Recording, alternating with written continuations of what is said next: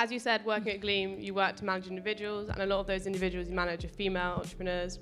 Do you think there's a difference in how female influencers and entrepreneurs are perceived in the media, and is there a difference in how you have to manage them compared to perhaps a male counterpart? So I guess that question's in two parts. Do I find it a difference in how I manage them? No, I don't.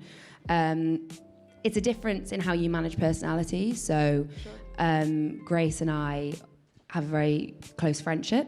So that kind of, when I call her about work, often we'll start talking about our life. Whereas some of the male talent I manage is more professional. We're friends, we're really good friends, but we're not friends in the same way that two young girls are. Sure. So I guess it's different in that sense. And then in how they're spoken about in the media, no, I don't think there's a difference about how they're spoken about generally. The media often are quite willing to tear people down, whether they're male or female, and I've kind of seen that across the board. But one thing that I do find is that when we're kind of speaking to journalists about Grace working in business or women working in business, or some journalists, not all, are very quick to kind of focus on appearance or what Grace is wearing. And I think that's something that we need to be really conscious of. And I don't think it's the fault of the journalist by any means. I actually think it's a culture problem. And I'm kind of hoping that if any of you are hoping to be journalists, you'll be very well aware of that. And I do feel like it's going to kind of stop happening in the future as kind of the younger generations start getting into the workplace. Okay, and talking about the culture that you mentioned, and as you showed earlier with the diversity we've seen in Tala campaigns with plus-size models and models of different ethnicities, how can Gleam Futures, your clients and companies overall, do you think take the first step to act responsibly and ensure that females are represented properly and just equally?